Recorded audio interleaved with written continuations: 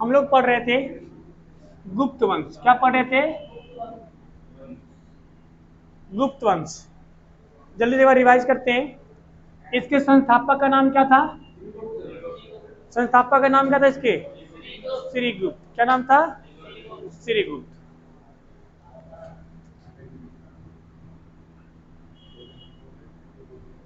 संस्थापक था इसका श्रीगुप्त। क्या था? श्रीगुप्त। ठीक है। क्या ये वास्तविक संस्थापक था? नहीं। हाँ, एक सामंत था। क्या था? सामंत था। दूसरा कौन आया? घटोत्कच। घटोत्कच भी कैसा था? एक सामंतिक जिंदगी ही जी के चला गया। उसके बाद तीसरा कौन आया? चंद्रगुप्त। चंद्रगुप्त प्रथम। यहां पे कहानी शुरू होती किसकी? गुप्त वंश की। इसने अपनी शादी कहाँ किया था? विवाह क्या किया था? बिहार के लिच्छवी की राजकुमारी कुमार देवी से। किससे? कुमार देवी से। ठीक है। इसने एक सिक्का चलाया था, उसका नाम क्या था? राजा रानी का सिक्का चलाया था। इसका बेटा का नाम क्या था? समुद्रगुप्त। क्या नाम था? समुद्रगुप्त। समुद्रगुप्त। पढ़े ना? रिवीजन नहीं किए जी? किए रिवीजन? तो फटाफट बोलिए। समुद्रगुप्त था। समुद्रगुप्त को क्या कहा जाता था? लिच्छवी दौहित्र। और इसे क्या कहा जाता था? धरणी बंद। समुद्र का घोड़ा कितने पानी का, कितने 3 समुद्र का पानी पीता था? कितने? दक्षिण भारत के कितने राज्यों को जीत लिया था? 12। क्या सब पे राज किया था? नहीं, टैक्स लेके छोड़ दिया था। उत्तर भारत के 9 वहां राज किया था। वहां राज किया था। उसने क्या नाम है, उसको बीना बजाने का शौक था। उसका कहां से मिला प्रमाण? सिक्कों से। कहां से मिला? सिक्कों से मिला। ठीक है। इसको चंद्रगुप्त समुद्रगुप्त को इतिहासकार बीएन स्मिथ ने क्या कहा है? कौन सा नेपोलियन? भारत का नेपोलियन। क्या कहा इनको? भारत का नेपोलियन कहा। इसका तुलना किससे कहा किया गया था? वो मेन नेपोलियन थे जो कहाँ का था? यूरोप का था। कहाँ का था? यूरोप का था। ये सब जो इसका कहानी जो मिलता है कि समुद्रगुप्त का घोड़ा 3 समुद्र का पानी पीता था, दक्षिण भारत के 12 राज्यों को जीत लिया था, उत्तर भारत के 9 राज्यों को जीत लिया था। ये सब कहाँ से मिलता है? किस अभिलेख से? प्रयाग प्रशस्त्री। क्या प्रयाग प्रशस्त्री अभिलेख खुद समुद्रगुप्त ने लिखवाया था? नहीं, हरिसेन। हरिसेन कौन थे? दरबारी कवि थे। कौन थे? दरबारी कवि। हरिसेन को क्या कहा जाता था? महासंधि विग्राहक कहा जाता था। महासंधि। कविराज के नाम से कौन प्रसिद्ध था? कविराज समुद्रगुप्त। कविराज समुद्रगुप्त। ठीक है। इसका सैनिक वेशभूषा वाला सिक्का था। कौन था? सैनिक वेशभूषा। इसने मयूर शैली का सिक्का चलाया था। कौन था? मयूर शैली का सिक्का चलाया था। इसके समय में किस देश से दूत आया था? कौन सा देश से इसके समय में दूत आया था? श्रीलंका। बोधि मंदिर बनाने के लिए, बोधगया में एक मंदिर बनाने के लिए आया था। तो कहा जाओ बना लो, क्योंकि लोगों में इतना खौफ था। समुद्रगुप्त एक प्रतापी शासक था, उसके न तो योग्यता में कोई शक था, और वो बिल्कुल था किसके तरह? अशोक की तरह था। ठीक है। किस था? अशोक की तरह था। समुद्रगुप्त ने आपका दक्षिण भारत जो समुद्र है, हिंद महासागर, उसमें जो चाइनीज जहाज जाता था उस पर कब्जा कर लिया था। मार के कब्जा कर लिया था। ऊपर किसने किया था कब्जा? कनिष्क। और नीचे किसने किया कब्जा? समुद्रगुप्त। किसने किया था? समुद्रगुप्त। ठीक है। यहां तक हमने पढ़ा था। इसके बाद हमने पढ़ा था इसका बेटा था, उसका नाम क्या है? रामगुप्त। क्या नाम है? रामगुप्त। एक कैसा शासक था? एक नंबर का बैल शासक था। इसका विवाह किससे होता है? देवी से। नाम ही लग रहा है देवी से। हाँ, सही बोल रहे हैं, देवी से। इसका छोटा भाई का नाम क्या था? चंद्रगुप्त द्वितीय। ये हैंडसम लौंडा था। ये अपनी भाभी देवी को फंसा लिया। किसको फंसा लिया? भाभी देवी को। और दोनों मिलकर किसको मार दिया? रामगुप्त को। किसको मार दिया? रामगुप्त को। और ठीक है, इसकी जो चर्चा है, देवर भाभी की जो चर्चा है, ये कौन सी किताब में मिलता है? देवी चंद्रगुप्तम। कौन सा? देवी चंद्रगुप्तम। ठीक है, इस जो जो चंद्रगुप्त द्वितीय था, एक बहुत ही खतरनाक शासक था। इसकी योग्यता पे कोई शक नहीं था। इसने कहा कि काम करो कि हमारी प्यार कहानी तभी दबेगी जब कोई बड़ा न्यूज आएगा। क्या आएगा? बड़ा न्यूज। बड़ा न्यूज लाने के लिए ससुरा ने कहां पे आक्रमण कर दिया? शकों पे। कहां पे आक्रमण किया? शकों पे इसने आक्रमण कर दिया। ठीक है, इसने शक, यहाँ पे शक रहते थे, इसने शकों पे आक्रमण, ये आपका कितना था? ये था समुद्रगुप्त, चंद्रगुप्त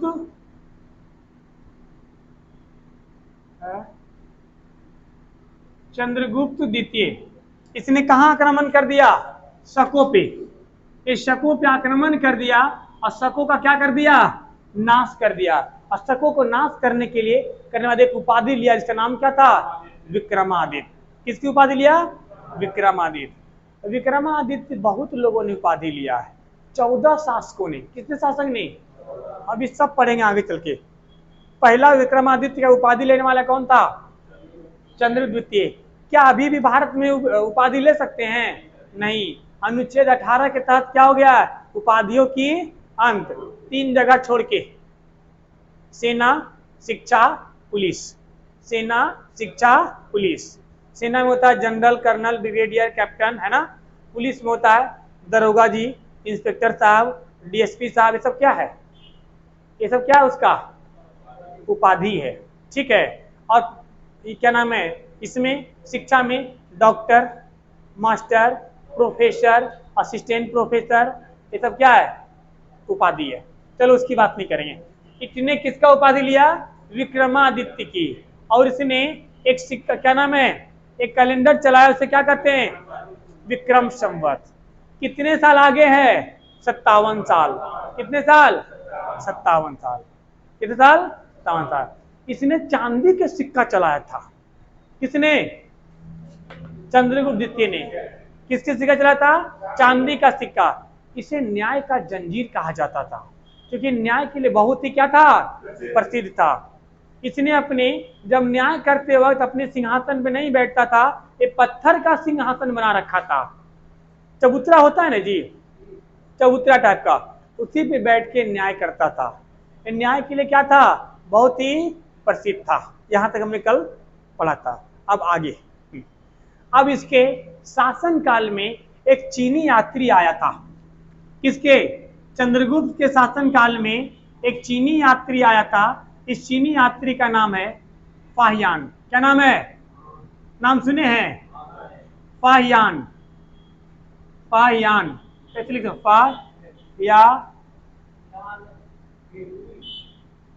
फाहियान ऐसे लिखते हैं। क्या लिखते हैं? फाहियान। कौन आया था? फाहियान।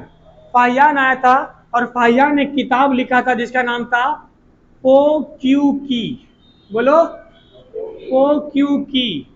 पोक्यूकी। फ से फाहियान, फ से पोक्यूकी। एक आया था हेनसांग, उसने बुक लिखा था सी क्यू की। क्या लिखा था? सी क्यू की। तो फाहियान का पोक्यूकी। हर्षवर्धन के समय कौन आएगा? हेनसांग। उसने कौन किताब लिखा था? सी क्यू की। अभी कौन लिखा? ओ क्यू की। क्या लिखा? ओ क्यू की। अब इसे किताब जो था ओ क्यू की लिखा। ये सवाल कई बार पूछा जाता है कि चीनी यात्री फाहियान किसके दरबार में आया था? किसके दरबार में आया था? चंद्रगुप्त। अब यहां बात समझिए, चंद्रगुप्त जो गुप्त वंश था, वो क्या था? हिंदुओं का वंश था। किसका था? हिंदुओं का। वो हिंदू को बढ़ावा देना ज्यादा चाह रहा था। किसको? हिंदू को। और वास्तव में हिंदू का बढ़ावा हो रहा था। इसके समय में गुप्त वंश का क्या हो रहा था? अपनी सीमा पे जा रही थी। जो गुप्त वंश थी अपनी चरम सीमा पे जा रही थी, मतलब खत्म हो रही थी। गुप्त वंश क्या हो रही थी? खत्म हो रही थी। और हिंदू धर्म जो था वो क्या हो रहा था? आगे। बोल कुछ और दिए, सॉरी। गुप्त वंश के समय में बौद्ध धर्म का क्या हो रहा था, गिरता जा रहा था, और हिंदू धर्म क्या हो रहा था, बढ़ता जा रहा था। क्योंकि जो इससे पहले, बौद्ध के पहले कौन था, कनिष्क था, सॉरी, गुप्त के पहले कौन था, कनिष्क था। कनिष्क ने बौद्ध धर्म को बढ़ावा दिया था, लेकिन जब गुप्त वंश आया तो बौद्ध को बढ़ावा दिया नहीं दिया, तो किसको बढ़ावा दिया, हिंदू धर्म को। किसको बढ़ावा दिया, हिंदू धर्म को। और हिंदू धर्म को बढ़ावा दिया, और इसके में हिंदू धर्म ऊंचा बढ़ रहा था, बौद्ध धर्म नीचे जा रहा था। और यही मौका देखा चंद्रगुप्त ने, और चंद्रगुप्त ने अपने दरबार में, चंद्रगुप्त के दरबार में 9 विद्वान रहते थे, 9 संस्कृत के विद्वान रहते थे, जिन्हें नवरत्न कहा जाता है। क्या कहता है, अभी आगे चल के नवरत्न एक अकबर में भी पढ़ेंगे। किसमें पढ़ेंगे, अकबर में। तो इसमें जो नवरत्न थे ये सारे संस्कृत के विद्वान थे। किसके थे, संस्कृत के। और जो नवरत्न आप अकबर में पढ़ेंगे वो अलग अलग था, वो अलग अलग क्षेत्र था, उसमें हिंदू मुस्लिम सब थे। लेकिन इसमें सब से सब कौन थे, संस्कृत विद्वान। संस्कृत विद्वान कौन होगा, हिंदू होगा, हिंदू ना होगा जी, हिंदू था। इस संस्कृत विद्वानों में थे सबसे जो बड़े विद्वान थे, मेन थे, उनका नाम क्या था, कालिदास। क्या नाम था, कालिदास। कोई शक यहां तक नहीं। यानी कालिदास, और कालिदास जो थे इन्होंने बहुत सारा अच्छा अच्छा किताब लिखा, इसीलिए कालिदास को भारत का शेक्सपियर कहा जाता है। भारत का शेक्सपियर कहा जाता है। भारत का शेक्सपियर किसे कहते हैं, कालिदास को। किसे बोलते हैं, कालिदास को। ये सवाल कई बार पूछा गया है कि भारत का शेक्सपियर किसे कहा जाता है, कालिदास को। ठीक है, अब चंद्रगुप्त के बाद साथ साथ आएगा जिसका नाम है कुमारगुप्त। क्या नाम है, कुमारगुप्त। यहां तक नोट कर लीजिए, इसको मिटा देता हूं, मिटा दूं, मिटाती हूं।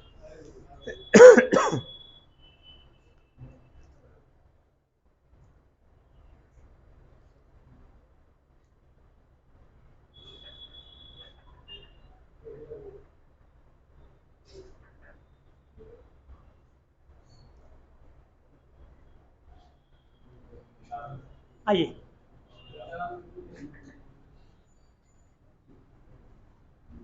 कोई बात नहीं, गर्मी लग रहा है जी,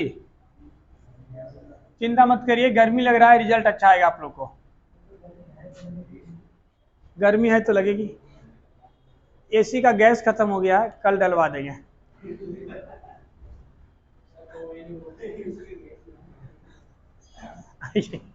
अगला अगला अगला कौन आएगा, कुमारगुप्त। कुमारगुप्त का नाम सुने हैं। कुमारगुप्त के समय में नालंदा विश्वविद्यालय की स्थापना हुई थी। किसकी, नालंदा विश्वविद्यालय की क्या हुआ था, स्थापना हुआ था। नालंदा विश्वविद्यालय की स्थापना किसने किया था, कुमारगुप्त। इसको ध्वस्त किसने किया था, कौन बताएगा। इसमें मत पैन मार देना। कौन था, बख्तियार खिलजी। कौन था, बख्तियार खिलजी किसका सेनापति था, कुतुबुद्दीन ऐबक का। अभी आगे पढ़ेंगे गुलाम वंश में। उस चोट्टा को कुछ नहीं था, सबसे ज्यादा तकलीफ था किससे, नालंदा विश्वविद्यालय से। क्योंकि हाँ अभी दोबारा शुरू हुआ, लेकिन पहलौका जो था पहलौका था। ठीक है, नालंदा विश्वविद्यालय की स्थापना किसने किया था, कुमारगुप्त। इसके बाद इसका बेटा आएगा जिसका नाम था स्कंदगुप्त। क्या नाम था, गुप्त वंश का सबसे अंतिम प्रतापी शासक। गुप्त वंश का अंतिम महान शासक या प्रतापी शासक बोल सकते हैं। तो गुप्त वंश का पूछा जाएगा एग्जाम में, सबसे अंतिम महान शासक कौन था, स्कंदगुप्त। क्या था जी, स्कंदगुप्त। स्कंदगुप्त जो था वो सुदर्शन झील का पुनः निर्माण करवाया था। क्या करवाया था, पुनः निर्माण। किसका, सुदर्शन झील। सुदर्शन झील, इसके बारे में बताया था आपको। सुदर्शन झील का उल्लेख किस अभिलेख में है, जूनागढ़ अभिलेख। किसमें, जूनागढ़ अभिलेख। जूनागढ़ अभिलेख किसने लिखवाया था? रुद्रदामन। किसने? रुद्रदामन। सब पढ़ के भुला गए। सुदर्शन झील के बारे में आइए आपको यहाँ पे बताता हूँ कंप्लीट। इसमें सुदर्शन झील के पास एक अभिलेख मिला है जिसका नाम है जूनागढ़। ये जगह आपका देखो इधर जूनागढ़ गुजरात में, नक्शा देखिए, ये गुजरात है ना जी, ये गुजरात है। ये एरिया क्या है? जूनागढ़। ये जूनागढ़ में एक अभिलेख मिला था, ठीक है। वो किस भाषा में लिखा था? संस्कृत भाषा में। किस भाषा में? भारत का पहला अभिलेख जो संस्कृत भाषा में था, कौन था? जूनागढ़ अभिलेख। इसको किसने लिखवाया था? शक शासक रुद्रदामन। बोलो, शक शासक रुद्रदामन। जब शक शासक रुद्रदामन आया तो उसने देखा कि एक झील है। क्या है? एक झील है। तो लोगों से पूछा कि झील कौन सी है, कौन है ये, क्या है ये? कोई पोखर है, कोई तालाब छोटा सा है? तो लोगों ने बताया नहीं साहब, ये आज के 300 साल पहले, उस समय जब रुद्रदामन था, आज के 300-400 साल पहले जब यहाँ पे शासन हुआ करता था मौर्य वंश का, उस समय के एक प्रतापी शासक था चंद्रगुप्त मौर्य। कौन था? चंद्रगुप्त मौर्य। बकायदा रुद्रदामन ने उस जूनागढ़ अभिलेख में लिखवाया है कि मैं शक शासक रुद्रदामन, मैं शक शासक रुद्रदामन इस सुदर्शन झील जिसका निर्माण मौर्य वंश के राजा चंद्रगुप्त ने सरकारी खजानों से किसानों की खेती की सिंचाई के निर्माण के लिए कराया था, उसका मैं पुनः निर्माण करा रहा हूं। नहीं समझ में आया? इतना लंबा कहानी भूल गए? साफ साफ रुद्रदामन ने सुदर्शन झील का क्या करवाया था? पुनः निर्माण। पुनः निर्माण समझते हैं? साफ सफाई करवा देना, है ना? कुछ मिट्टी उट्टी गिर गया तो उसको निकलवा के हाँ वो बना देना, पुनः निर्माण। तो सुदर्शन झील का, इस सुदर्शन झील में के बारे में इस जूनागढ़ अभिलेख में कितने राजा की चर्चा है? 4 राजा। कितने राजा? यहीं पे सुनिए ध्यान से, इस सवाल यहाँ से पूछा जाता है जी।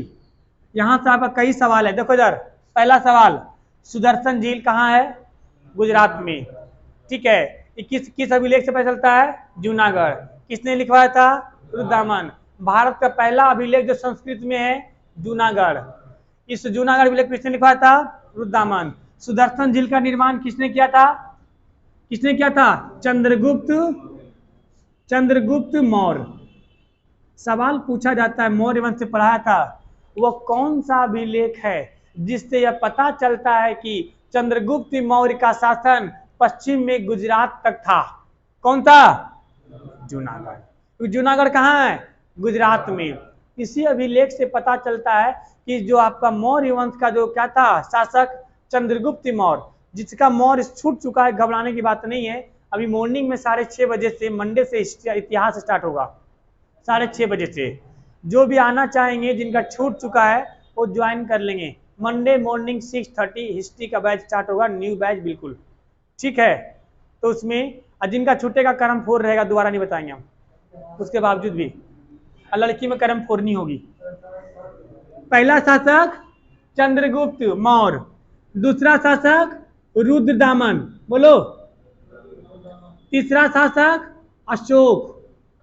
पूछा जाता है कि क्या अशोक ने क्या खुद जाके पुनः निर्माण करवाया था?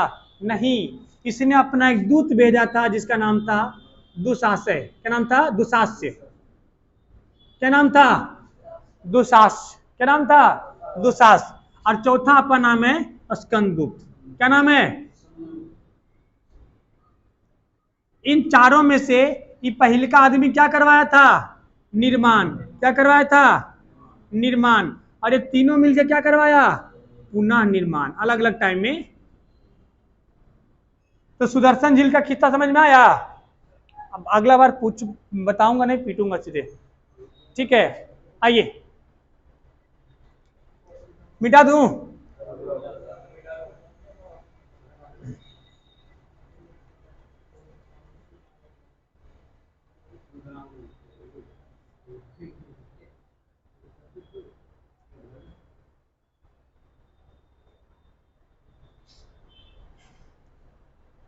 हो गया?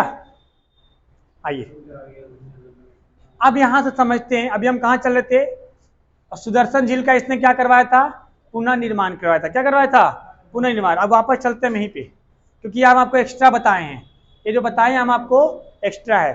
तो सुदर्शन झील का पुनर्निर्माण किसने करवाया था, स्कंदगुप्त ने करवाया था। ठीक है, स्कंदगुप्त के ऊपर हुंडों का आक्रमण हुआ था। किसका, हुंड। हुंड समझते हैं, हुंड को कहा जाता है मलेच्छ।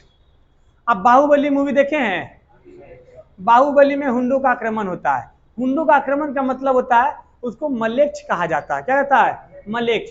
वो एक बार ससुरा बहुत सारा आएगा और जहां पे आक्रमण करेगा तहस नहस रद्दी बद्दी करके भाग जाएगा। हाँ, उसको बोलते हैं हुंड। क्या बोलते हैं, हुंड। ये हुंड कहाँ के रहने वाले थे, मध्य एशिया के रहने वाले थे।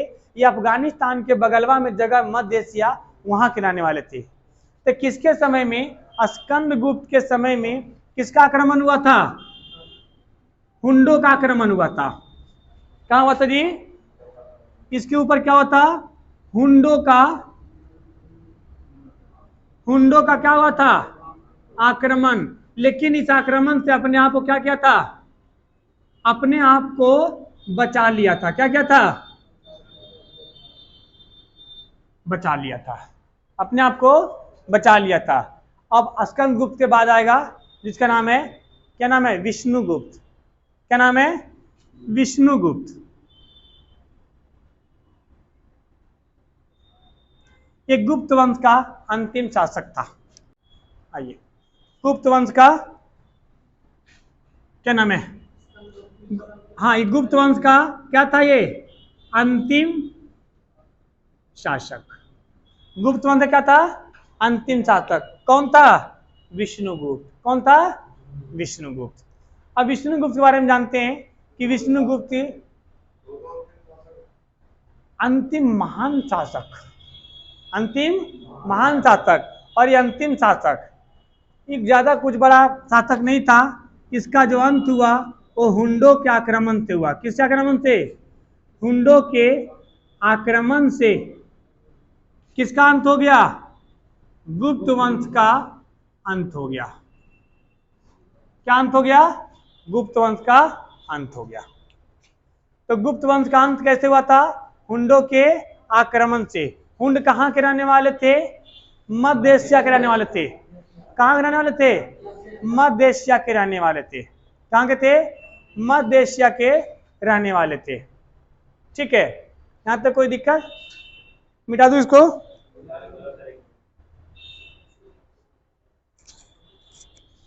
हम खाना बनाते तो 1 घंटा लगता है, मेरे को बताओ आधे घंटे में खाना बनाने में क्या।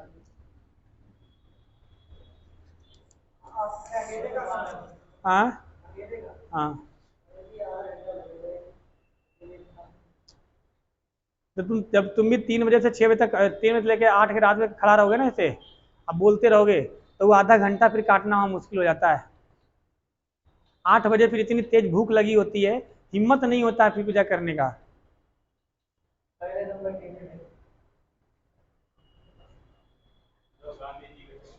सब गांधी जी के चमत्कार है। ठीक है, आइए।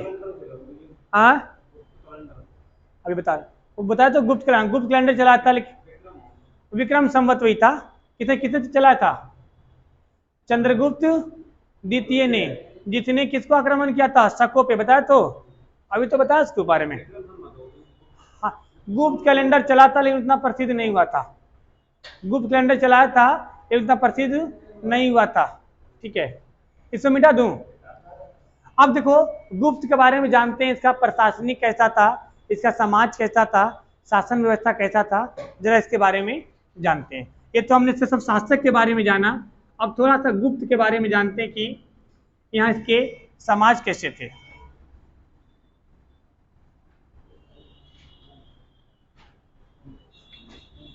देखो, गुप्त के शासन काल में बहुत अच्छे अच्छे काम हुए हैं, बहुत अच्छे अच्छे काम हुए हैं, इसमें कोई शक नहीं है। कैसे जी, आप देखिए यहाँ पे कौन सा पर्वत है, अजंता पर्वत है। कौन सी पर्वत है, अजंता पर्वत। अजंता पर्वत को काट काट के यहाँ पर क्या बनाया उन्होंने, गुफा बनाया, अजंता की गुफा, सबके लिए, जैन बौद्ध हिंदू सब धर्म को सब मिलता है, ठीक है, अजंता का गुफा। अन्य अगर इसके हम काम की बात करें, गुप्त वंश के काम की बात करें, इन्होंने महाराष्ट्र में, बोलो, महाराष्ट्र के एक कौन सा जिला पड़ता है यहाँ पे, औरंगाबाद, औरंगाबाद में अजंता का क्या बनाया इन्होंने, अजंता का गुफा, अजंता का। इन्होंने मध्य प्रदेश में, एमपी में एक पहाड़ी है, उसको काट करके इन्होंने बाघ का गुफा बनाया था, बाघ गुफा, बाघ गुफा कहाँ बनाया था, एमपी में, कहाँ बनाया था, एमपी में। इन्होंने अफगानिस्तान में, कहाँ जी बोलो, अफगानिस्तान में, ऐसे लिखा था, बहुत लंबा नहीं दिया हमने,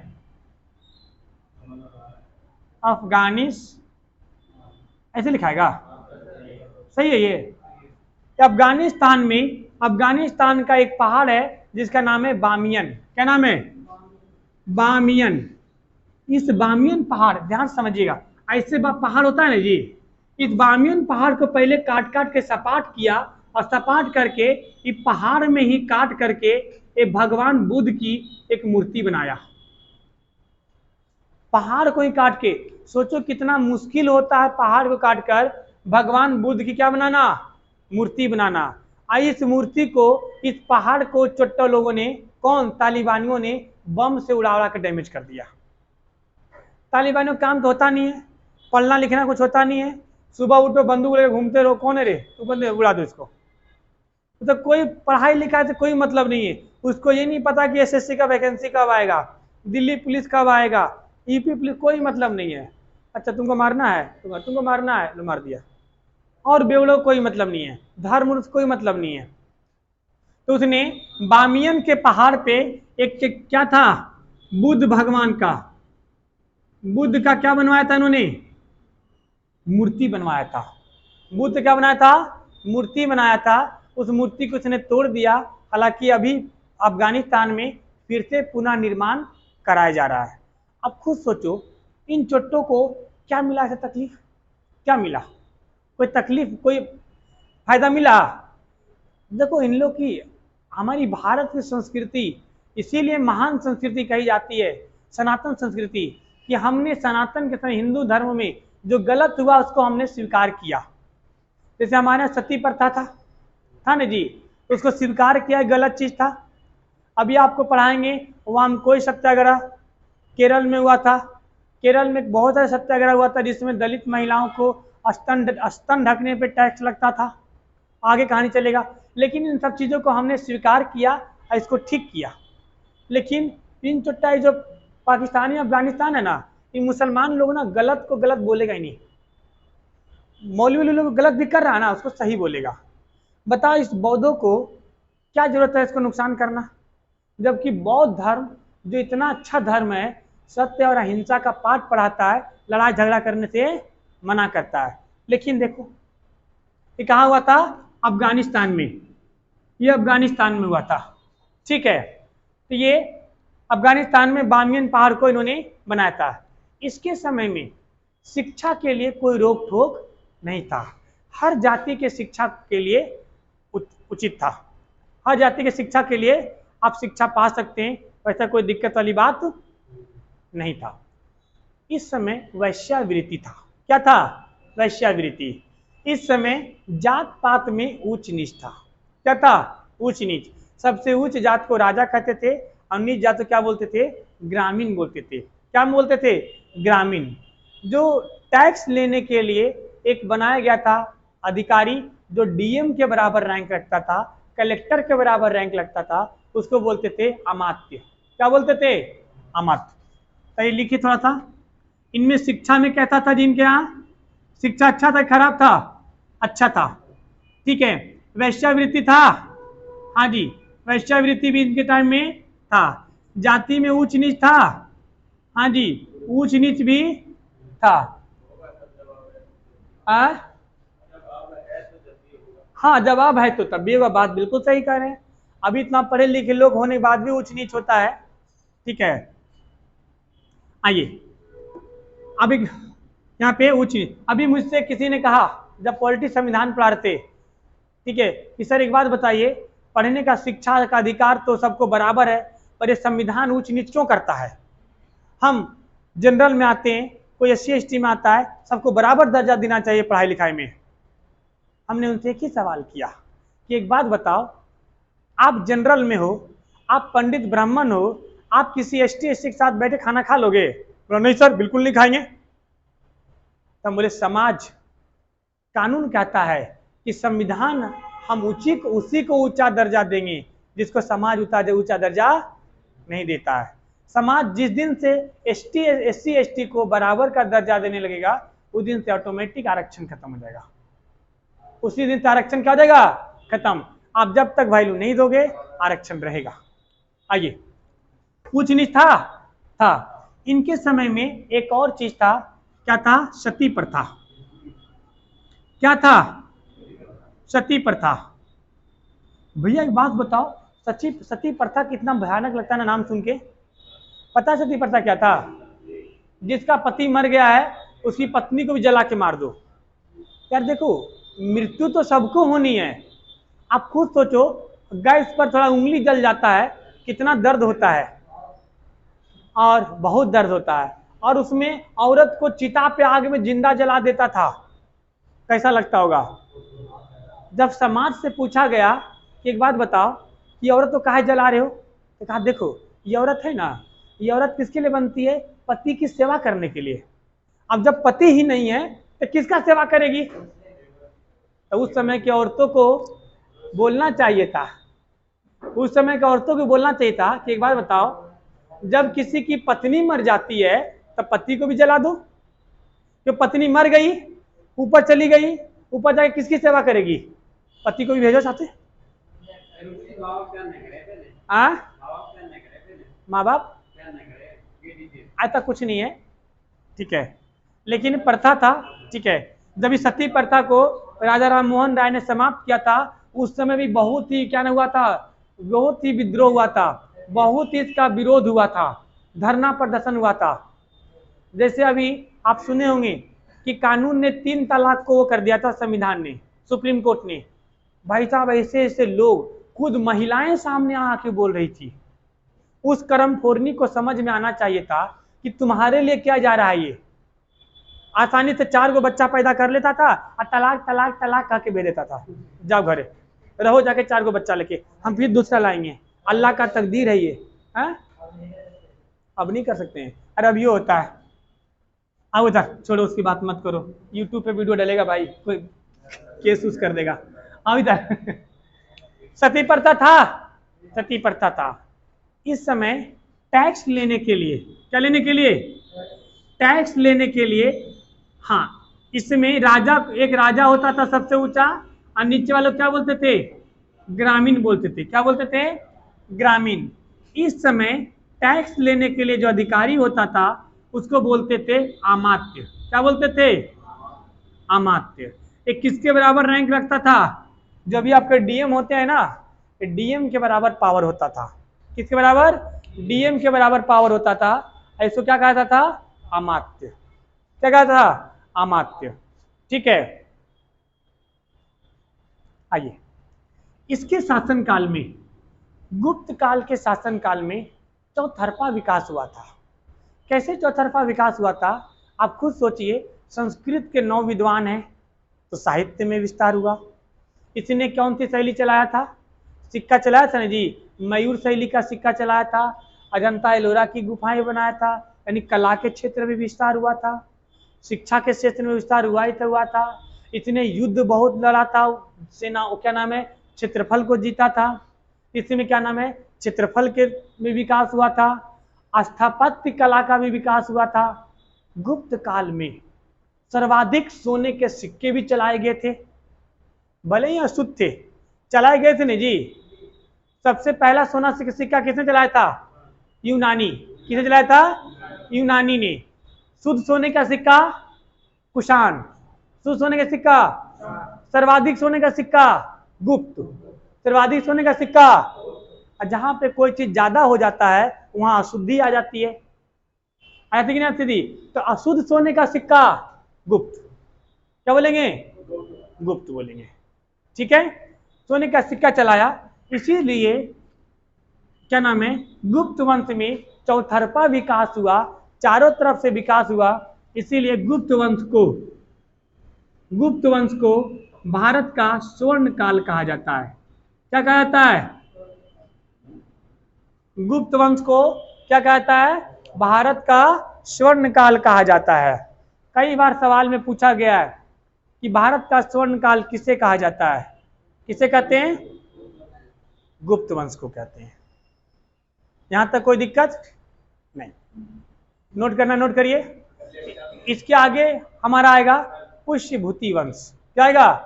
इसी को हम लोग बोलते हैं वर्धन वंश। उसको हम लोग कल करेंगे, आज गर्मी भी ज्यादा लग रहा है। ठीक है, पुष्यभूति वंश या वर्धन वंश, ये बहुत ही इंपॉर्टेंट है। इसी में आपका आएगा, सुन लो, मतलब कल बोल दिया तो हम भागना शुरू कर दोगे। मतलब ऐसे है यार, सरकारी नौकरी के लिए आए हैं और छोटे बच्चों की तरह ऐसे कहते हैं, छोटे बच्चों में देखता अच्छा छुट्टी होने वाला है, बोरा और समेट के रखता स्कूल में। अब जैसे छुट्टी हुआ, झोला बोरा लेके इतना तेजी से भागेगा, कई बार ससुरा टकरा जाता है, अब गिर गया अपने में। वैसी अभी हम लोग जो पढ़ेंगे, क्या पढ़ेंगे? पुष्यभूति वंश, इसको कहा जाएगा वर्धन वंश। इसमें थोड़ा सा कॉम्प्लिकेटेड है, लेकिन कहानी इधर समझेंगे। इसमें 3 शासक आएगा, एक राजश्री आएगी, एक क्या नाम है, एक आपका आएगा राज्यवर्धन आएगा, और तीसरा आपका आएगा क्या नाम है, हर्षवर्धन। कौन आएगा? हर्षवर्धन। इससे बहुत मारकाट होगा, उसको मार देगा, उसको मार देगा, उसको मार देगा। यहीं पे कन्नौज की कहानी आएगी हर्षवर्धन का। ठीक है, तो कल इसके आगे हम लोग